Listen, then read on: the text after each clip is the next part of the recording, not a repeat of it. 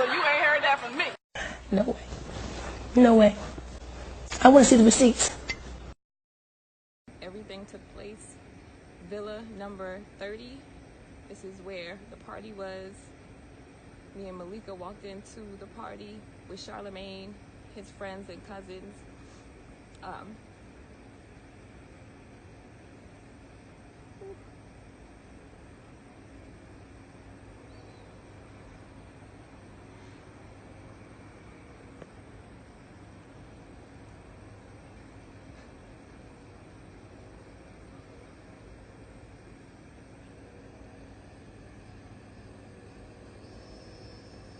I do not want to tell that story again. I don't even want to do bits and pieces of it. I'm fucking over it.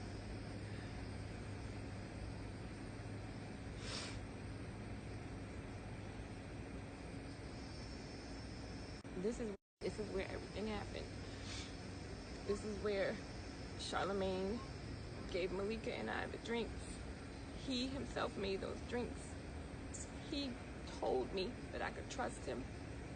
I was like his sister. He would let nothing happen to me that night. He repeatedly asked me over and over and over if I wanted to drink, and even after telling him no several times, he still pressured me.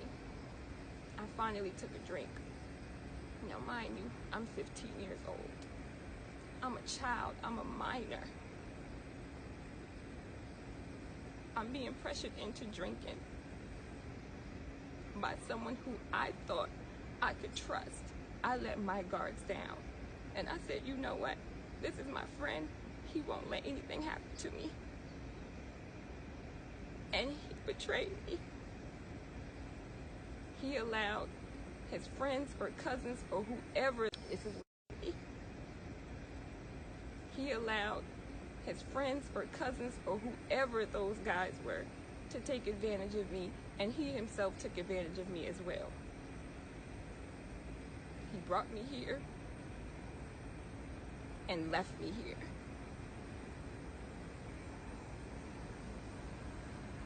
Never heard from him again. No phone call, no nothing. If you're so innocent and you didn't do anything, why didn't you pick up the phone and call somebody? Why didn't you ask, hey, is Jessica okay? You brought me to that party. You never picked up the phone to call. You never stopped by my house to check on me because you knew you were guilty. You knew what you had done.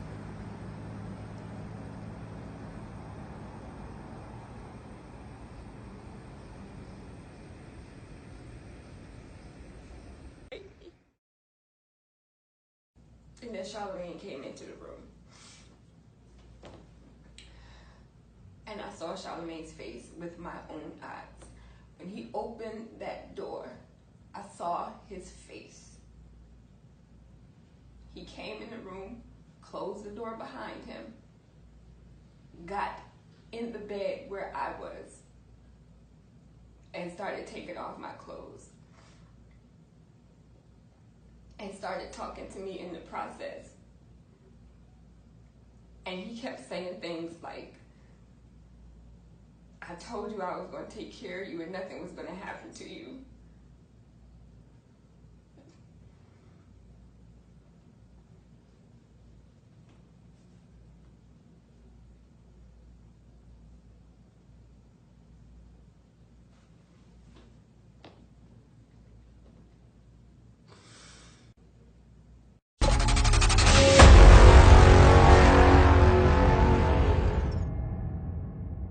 Greetings, I'm your host, Star, and this is the Star Report.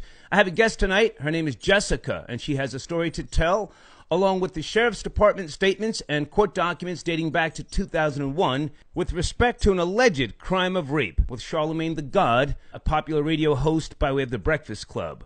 Jessica claims that Charlamagne did indeed drug her and rape her. Shit, I done had a rape charge before. Oh, for real? Hell yeah, I'm scared of that kind of shit. I don't even play them. You got like a charge? How you beat that?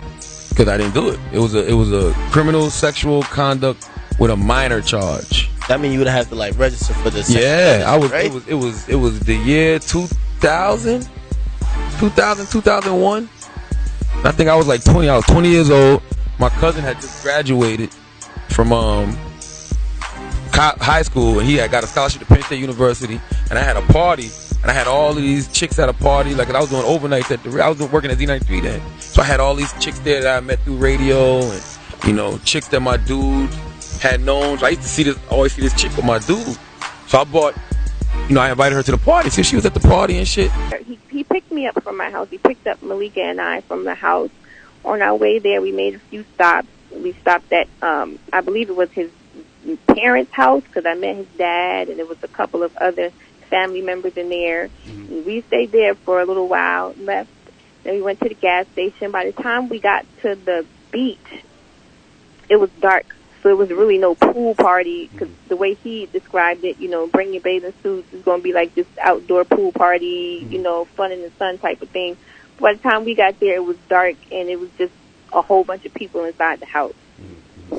You make reference in your statement that Charlamagne, he made Malika a drink. Did he make a drink for you as well?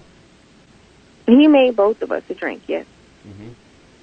And it's your claim that the drink made you dizzy and it made you limp, made you pass out? What? Well, okay, so Malika, she was drinking before I started drinking. She probably had a cup. I was just about finishing my cup. Before I finished my cup, she ended up just throwing up. So I went and got some towels for her, tried to wipe her off, and she was just sitting there like she was out of it, and he kept trying to give her more drinks.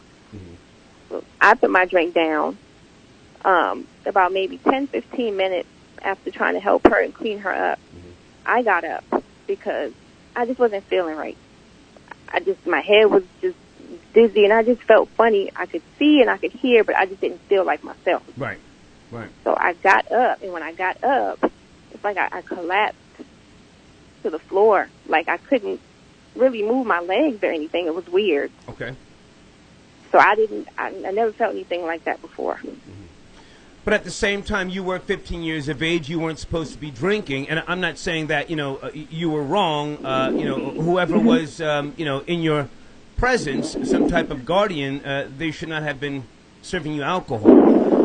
Right.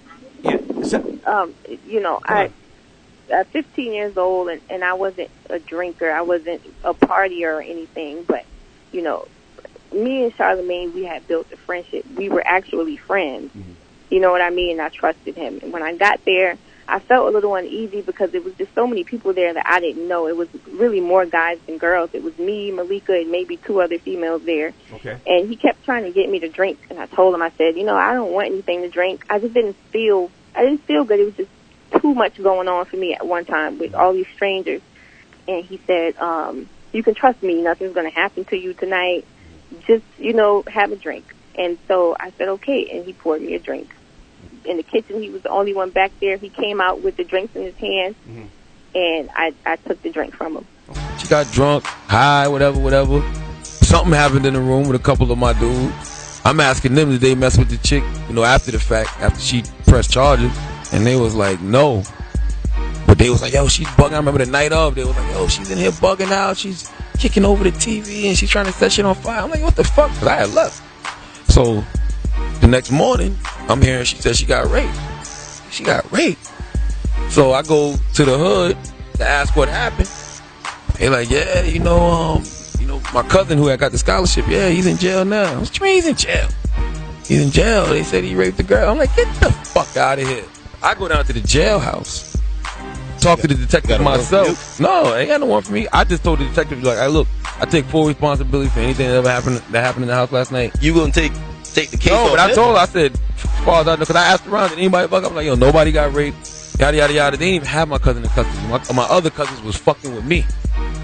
Okay, so Charlamagne took a plea with regards to this case, and it's behind him. You spoke about Charlamagne being on top of you. Is that your official statement, that Charlamagne was on top of you, penetrating you? Yes. They was mad they didn't get invited to the party, hating ass motherfuckers. So my cousin wasn't even in custody. So I went down to the jailhouse for nothing. So I'm like, I take full responsibility for everything. I bought the alcohol. They was like, well, you're not even of age to buy alcohol. And I'm like, well, how'd you get it? Well, I got a crackhead to get it for me. Whatever. They went down there copping out pleas with they had to do shit. Yeah. So 2 weeks later, they come and arrest me for criminal sexual conduct with a minor. So I had to get blood and hair follicles. If you going down there to initially explain it? They ain't had nobody else depending on. So being that I went down there and took full responsibility, lock him up. Did it get through? You got indicted on it and everything, or now with the Has he ever admitted through any part of that process that he did engage in sexual activity with you, or did he flat out deny that? From what I was told, he said that it was consensual. Mm-hmm. Okay, so your mother did go to court. Yes, she went. Okay, and she went, and my uncle went with her. I went to court. They reduced the charges to like contributing to the delinquency of a minor because I had to give blood and all DNA samples, and it wasn't me. Whoever touched it wasn't me. So, you didn't get no jail time over that? Nah, I got like probation, like 4 or 5 months probation or something like that. Man. Something like that's so.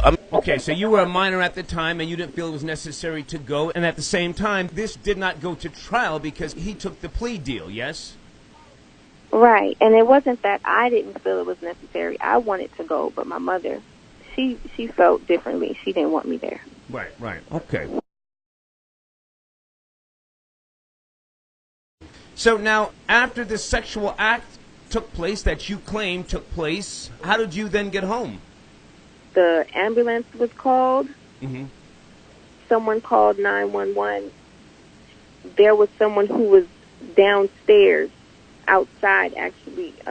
After everyone had left, Malika and I were able to pull ourselves together and help each other down the stairs, and we went outside and sat on the curb, and it was just pitch dark. We didn't see anybody. Mm-hmm. Somebody pulled up. I don't know if these guys were at the party earlier or where they had came from, but someone pulled up and got out the car and asked us if we were okay. Right. And I believe it was that person who called 911. Mm-hmm. Suppose Charlamagne reaches out to you after we do this interview, and he says, hey, I want to give you a settlement, and I want you to recant your story and to call Star a liar. Then what? Listen, I don't want that man's money. I don't want nothing from him. Mm-hmm. I just want people to know who he really is. He's a liar. I have been dealing with this for over 15 years. Mm-hmm. My life has never been the same since that night.